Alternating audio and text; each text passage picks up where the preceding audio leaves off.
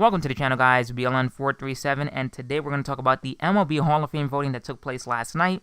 But before we get into this video, I want to say all four guys that made it into the Hall of Fame, not going to hear anything from me. They got it right. Those are great players, and congratulations to all four of them for making it into the Hall of Fame. Now, there are 5 guys that I wish were in the Hall of Fame, and I hope that they do get into the Hall of Fame. 2 of them are starting to get good news. They're starting to get higher and higher in the ballot. The other 2 seem to stay either below or towards the middle of the pack. They've gone up over the past couple of years, but they just seem to stay in the middle. And then there's one guy that just doesn't seem to get any type of support at all. I hope he does, because he's a great ball player. Now, before we get into that, let's just talk about the guys that made it into the Hall of Fame first. So the first guy we're going to start off with is Chipper Jones. Played all of his career with the Atlanta Braves. Great third baseman. Did play some left field, but to me, he's third baseman. And a great switch hitter, one of the best switch hitters in the game of baseball. He had a 303 batting average, so he could hit from the left side and the right side. 468 home runs. He had decent power. 1,623 RBIs, and he had 2,726 hits. Like I said, one of the best third basemen of all time. One of the greatest switch hitters of all time. There was no way that you could really get this guy out. I mean, he was that great of a hitter, and he was great in the big moments. He won an MVP. He was an 8-time All-Star. Won a World Series in 1995 and was a 2-time Silver Slug winner. So, congratulations to Chipper Jones. Really good baseball player. One of the best third basemen. If you guys don't really know much about Chipper Jones, search him up. He's really good. Now, the next guy, Jim Thome. He had a career batting average of 276, but he was a great power hitter. He had 612 home runs. He was 1 RBI shy of 1,700. He had 2,328 career hits. He was a Silver Slugger and a 5-time All-Star. Now, he was solid defensively. He didn't hurt you defensively, but he was solid. Wasn't great either, but solid. He just gets lost in the shuffle, man. He was a great ball player in the mid-'90s with the Cleveland Indians. Great in the National League with the Philadelphia Phillies. But, I mean, he was going up against guys like Sammy Sosa, Barry Bonds, A-Rod in his prime, Justin Morneau entering his prime, Joe Mauer entering his prime. And he really didn't get the love when it comes to the MVP type of voting that he should have, because those guys, even though Jim Thome was a great hitter, those guys were able to hit for average and were just able to do a little bit more than what Jim Thome could do, at least on the defensive side and average-wise. So don't let that fool you. One of the best power hitters in the game of baseball, one of the best first basemen that played the game of baseball. So well-deserved. Really well-deserved. Now, the next guy, Vladimir Guerrero. Vladimir Guerrero was a great right fielder, man. There's no bad pitch. And this is the best way I could describe Vladimir Guerrero. There is no pitch that was bad for Vladimir Guerrero. Vladimir Guerrero had a freaking Vladdy zone. I mean, he could hit the ball anywhere. You throw it down, he could hit it down in the dirt. You threw it up around his face, he could hit it there. You try to throw it so far to the other batter's box, he could do that. I mean, he was that great of a bad ball hitter. There was no way of really getting Vladimir Guerrero out. There was no game plan. You just hoped that Vladimir Guerrero wasn't going to be able to hit the pitch that you threw at him.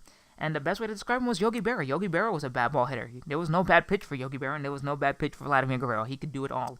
And his batting average is great, man. For a guy that could hit and swung at anything, he had a 318 batting average, 449 home runs.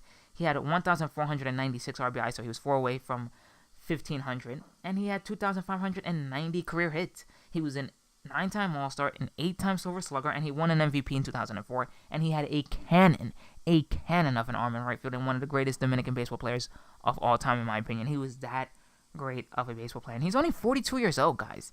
Vladimir Guerrero is going to be 43 years old when he enters the Hall of Fame. Isn't that crazy? There's some guys that had just finished their career like 2 or 3 years ago, and they're not in the Hall of Fame yet.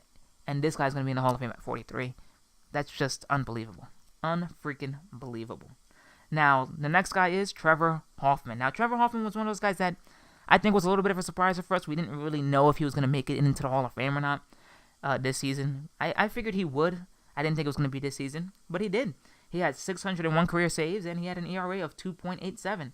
He didn't really have the strikeouts that people wanted, but to me, he was a great closer. He had longevity, and he was able to just be consistent like Mariano Rivera. Now, I'm not comparing him to Mariano Rivera because I know some people are like, oh, well, Trevor Hoffman wasn't that good in the postseason. Yeah, he wasn't great in the postseason, but he was still good, and he was a great closer, in my opinion, especially in the National League. They have an award named after him, so clearly he was good. Now, he did win the Relief Award, I believe, twice, and he was a 7-time All-Star. Like I said, I know some people might use the postseason performances and, oh, well, he's not really Mariano Rivera, so he shouldn't be in the Hall of Fame. Well, Mariano Rivera is one of a kind. Mariano Rivera is one of, if not the greatest closers of all time. Now, people are going to say he is the greatest closer of all time. I think Raleigh Fingers deserves to be in that discussion. So, like I said, Trevor Hoffman, I'm not going to complain. He's a Hall of Famer in my opinion. Now, let's talk about the 5 guys that need to be in the Hall of Fame. And first, I'm going to start with very encouraging news. Edgar Martinez. Edgar Martinez is a guy that, to me, is a Hall of Famer. And I think he got 70% of the vote. So I'm happy to hear that. I really wish that he would have made it in this season. I hope he makes it in his last year on the ballot next time around. I mean, listen, I know some people, they don't like Vladimir Guerrero. They look at his numbers. You can easily compare it to other guys that are league average or a little bit less talented than he was, but were still able to put up those numbers. Listen, Edgar Martinez is the only guy I've ever seen that as he got older, and sorry guys, that's my cat if you guys hear that in the background, he's the only guy that as he got older just seemed to get better. I mean, at the age of 32 to pretty much 40, now he did slow down, I believe, in the age 38 or 39 season, but man, for that short little window when we use it for Sandy Koufax, I think we can easily use it for Edgar Martinez. For that small little cycle where he was great, he was absolutely great. And I made a video about it. So if you guys want to check out why Edgar Martinez should be in the Hall of Fame, check that video out. But he's just so great. He's the only guy I've ever seen that got better as he got older. Now, he did, like I said, struggle towards that age 39 and 40 season. But still, from age 32 to 38, 39, he was solid. And that's all you can ask for from Edgar Martinez. To me, Hall of Famer. Other guy, Mike Mussina. I am very, very happy to see that Mike Mussina went up in the Hall of Fame voting this year. I personally believe he's a Hall of Famer. I think if you can put Jack Morris in the Hall of Fame, you can easily put Mike Mussina in the Hall of Fame. I think he's 30 wins away from 300 wins. He has a solid ERA. And he pitched in the American League East, guys. He pitched in the American League East that had that Yankee team that won 4 out of the 5 World Series. Then he came to the Yankees and he was facing an electric Boston lineup that had an emerging David Ortiz and Manny Ramirez. Now, Manny Ramirez to me made his name in Boston more so than in Cleveland. Manny Ramirez just rise to stardom happened in Boston, and he still had a decent ERA and he was still winning games in that division. And the AL East is to me one of the hardest divisions, if not still the hardest division in all of baseball. And Mike Mussina was able to take just anything he can get and make it a win. So to me, if Jack Morris is a Hall of Famer, Mike Mussina is a Hall of Famer. Now, he doesn't have the postseason moments like Jack Morris does, but he is a Hall of Famer in my opinion.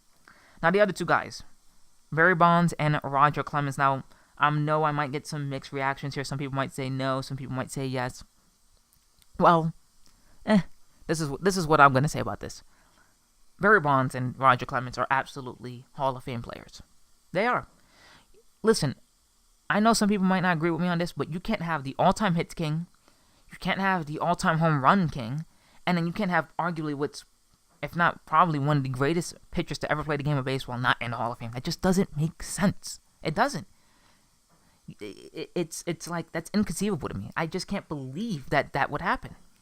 So, listen, I know that there's allegations about he took steroids and he took steroids. Listen, at the end of the day, Roger Clemens still had to locate his pitches, still had to come up with a game plan to get guys out and execute it.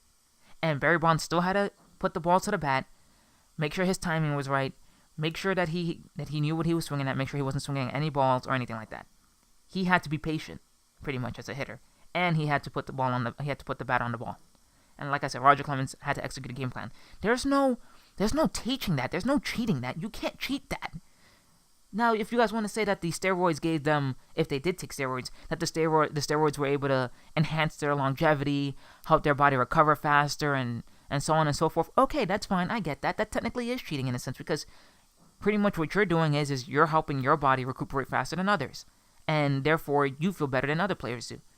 But at the end of the day, talent-wise, these guys were talented before they were alleged to have taken steroids, and they were just as good after. I mean, to me, there's no reason why these guys shouldn't be Hall of Famers.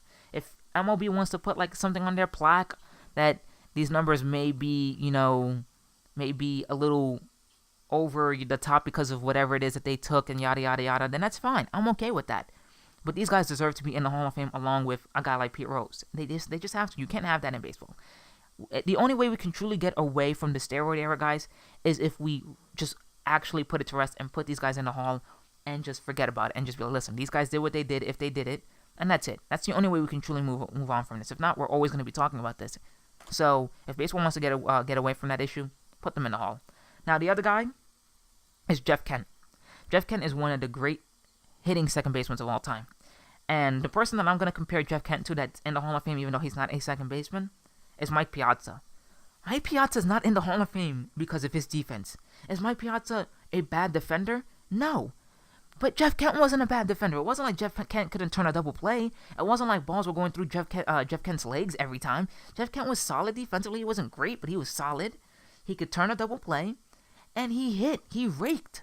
Just like Mike Piazza. So if Mike Piazza can be in the Hall of Fame, and all Mike Piazza pretty much did was hit his way into the Hall of Fame, why isn't Jeff Kent in? Jeff Kent has the most home runs of any second baseman of all time. He was an MVP, and he was the protection for Barry Bonds.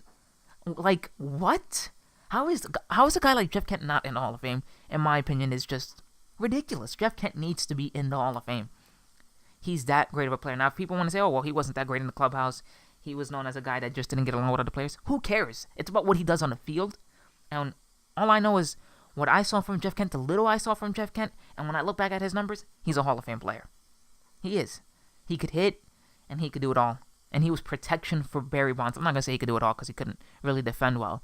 But he was a decent runner. He could hit, and he was protection for Barry Bonds, like I said once again. It's just ridiculous. I really hope that Jeff Kent makes it into the Hall of Fame.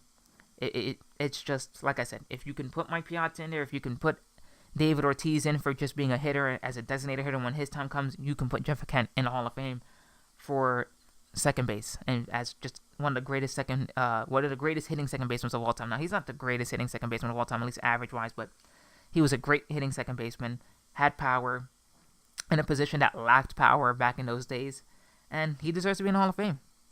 And that's pretty much it. That's my kind of thoughts on the whole MLB Hall of Fame voting. I'm just tired, guys. I'm sorry. But, yeah, that's pretty much my thoughts on the whole MLB Hall of Fame voting. So if you guys liked the video, make sure to leave a like down below. Comment as well. Did you guys think MLB got it right? Did you guys think that the writers should have voted in more guys or should have added guys into the Hall of Fame that didn't deserve to be in the Hall of Fame or deserves to be in the Hall of Fame? And if you're new, don't forget to subscribe, and I'll see you guys in the next one.